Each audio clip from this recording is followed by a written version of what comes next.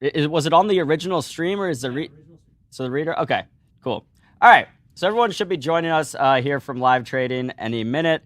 We have 5 founders hanging out with us backstage from different startups that are getting ready to go pitch. Kevin O'Leary, StartEngine. So let's go ahead. This is Benzinga Live. Spencer Israel and producer AB. What's up, everybody? How we doing? Someone told me buy high, sell higher. Let's get Matt Hammond on the show to talk some IPOs. Jake Wojacek from Trend Spider. We have a breaking news. I've got Ian and Kane hanging out. Oh, sorry. I see Ian here. I see Daniel as well. I don't know which one it is. Figure it out. Unbanked. Got a t-shirt on and everything. Let's go ahead and give Ian, I'm going to go with Ian, our very special intro and bring him on the show.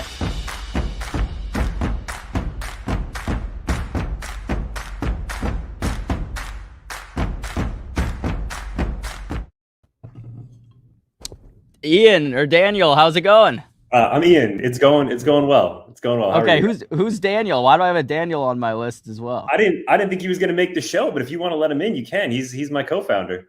Oh, let's do it. Is he here? I think he's in the airport, honestly. Oh, okay.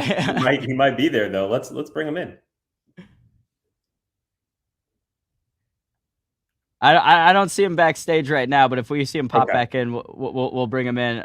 So give us the quick elevator pitch on Unbanked. Yeah, so Unbanked, we've been around for about 4 years. General thesis behind Unbanked is that the blockchain is a more efficient way to transmit value, and the form of value is changing, right? There's cryptocurrencies, there's stable coins, there's even NFTs.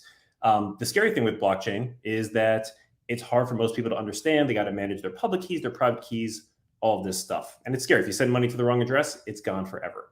What people do already use and understand on a daily basis are legacy financial products like debit cards and bank accounts. And so we thought at Unbanked, it'd be great to bring these technologies together, get the efficiencies of blockchain with the familiarity of the legacy financial system. And so if you have some cryptocurrency and you want to spend it to buy gas, groceries, or pay for your Netflix, you can deposit it to a wallet and spend it anywhere in the world. Major credit cards are accepted.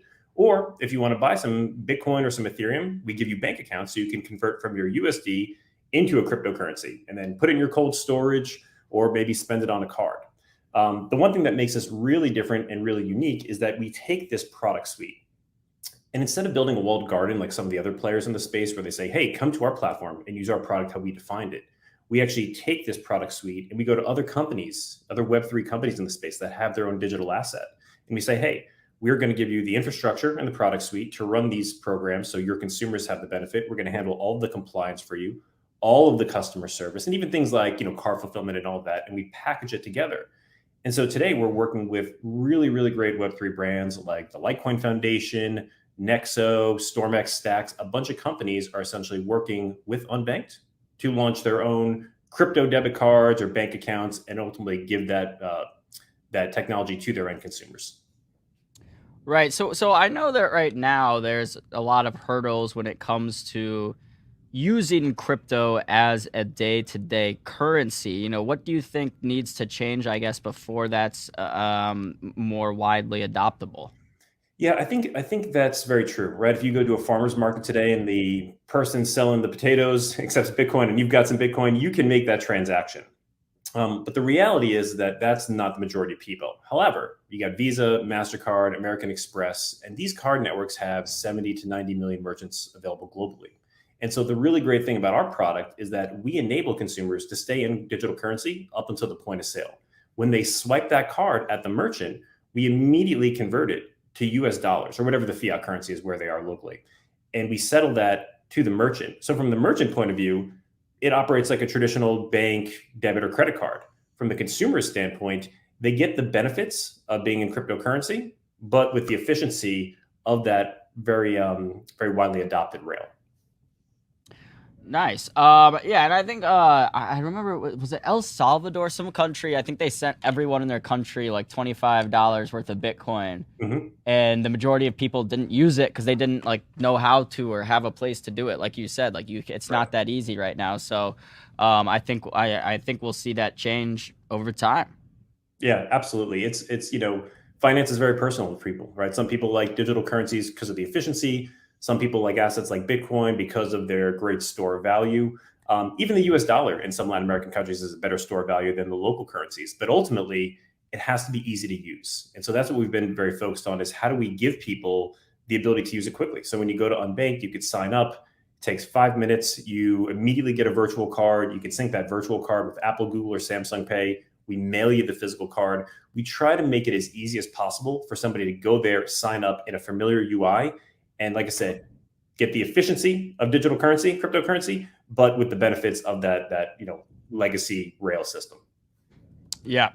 Yeah, I mean, and I think right now it's all about, that's kind of the next big hurdle I see overall for crypto, is just getting that mass everyday, day-to-day adoption, because it is hard right now to, in a lot of cases, to wire traditional money to someone in a different country, and then you have the currency exchanges, and right now the dollar is so strong and all this stuff, where it like would make sense to have some type of like decentralized global currencies that you could send without having all those other obstacles. Well, Aaron, you make a great point. I mean, if you think about what it takes today to send a wire using your existing bank, right? You go there, it takes 3 to 7 days. They'll probably charge you $20 to $30, and if it's international, they're charging you an FX fee, and sometimes that can be 5%. So it's slow, it's expensive, and it's very archaic in the way it's executed. Whereas if you take a stable coin on any kind of blockchain, it settles almost instantly. It's usually, can be as low as 0.002 of a penny, sometimes a little bit higher if you're using Ethereum. And it's always settled, right? You don't have to worry about clawbacks, fraudulent issues. And so just comparing those two technologies using US dollars is a great example as to why blockchain is a more efficient way to send that value. What it comes down to is really making it familiar so that all people all around the world would actually start using that, versus banking technology, which, candidly, it was designed 50 years ago and it's never been improved on.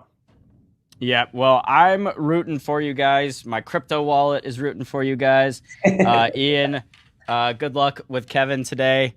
Thank you, sir. And hope to have you back on. Like I said to Kate earlier, if I can add you to my list of guests I can reach out to for experts in the crypto space, I'd love to be able to do that. I want to come back and hang out with you, man. So I appreciate the offer, and we'll be talking more soon. Thanks for having me on today.